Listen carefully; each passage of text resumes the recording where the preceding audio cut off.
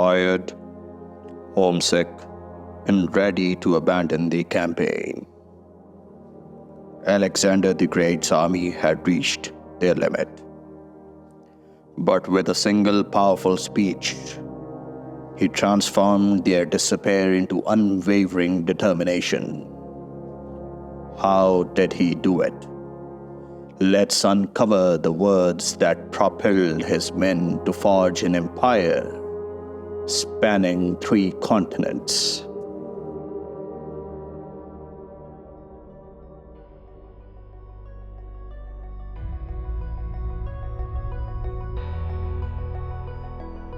I observe, gentlemen, that when I would lead you on a new venture, you may no longer follow me with your old spirit. I've asked you to meet me that we may come to a decision together. Are we upon my advice to go forward, or upon yours to turn our back?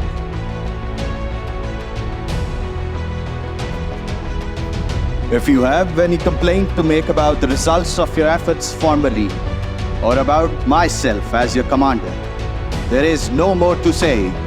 But let me remind you, through your courage and endurance, you have gained the possession of Ionia, the Hellespont, and Egypt. The Greek part of Libya is now yours, together with much of Arabia, Persia and Media, with all the territories formerly controlled by them. You have made yourself masters of the lands beyond the Caspian Gates, beyond the Caucasus, beyond the Tunis. We have driven the Scythians back into the desert. With all that accomplished, why do you hesitate to extend the power of Macedon, your power, to the Issus and the tribes on the other side? Are you afraid that a few natives who may still be left will offer opposition? I say, come. I say, come with me. These natives either surrender without a blow, or are caught on the run, or leave their country undefended for your taking. And when we take it, we make a present of it to those who have joined us of their own free will and fight on our side.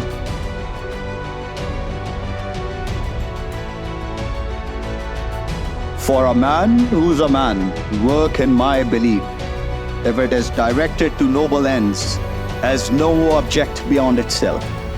Nonetheless, if any of you wish to know what limit may be set to this particular campaign, let me tell you that the area of country still ahead of us, from here to the Ganges and the Eastern Ocean, is comparatively small. You will undoubtedly find that this ocean is connected with the Arcadian Sea, for the great stream of ocean encircles the earth. With time I shall prove to you, my friends, that the Indian and Persian Gulfs and the Hyrcanian Sea are all 3 connected and continuous. Our ships will sail round the Persian Gulf to Libya, as far as the Pillars of Hercules, whereas all Libya to the eastward will soon be ours, and all Asia too. And to this empire, there will be no boundaries but what God himself has made for the whole world. But if you turn back now, there will remain unconquered many warlike people between the Issus and the Eastern Ocean, and many more to the northward and the Hyrcanian Sea, with the Scythians too, not far away. So that if we withdraw now, there is a danger that the territory which we do not yet securely hold may be stirred to revolt by some nation or other we have not yet forced into submission. Should that happen, all that what we have done and suffered will have proved fruitless, or we shall be faced with the task of doing it over again from the beginning. Gentlemen of Macedon, and you, my friends and allies, this must not be. Stand firm, for well you know that hardship and danger are the price of glory, and that sweet is the savor of a life of courage and of deathless renown beyond the grave. Well then, I say to you, come, add the rest of Asia to what you already possess, a small addition to the great sum of your conquests.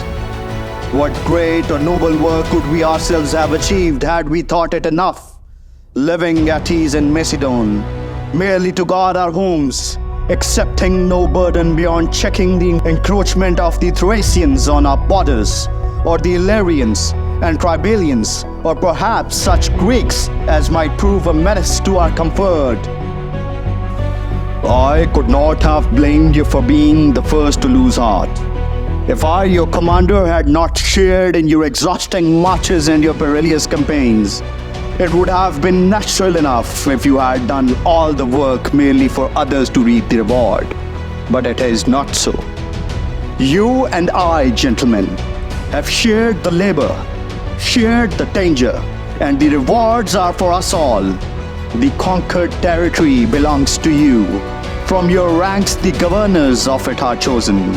Already, the greater part of its treasure passes into your hands, and when all Asia is overrun, then indeed I will go further than the mere satisfaction of our ambitions.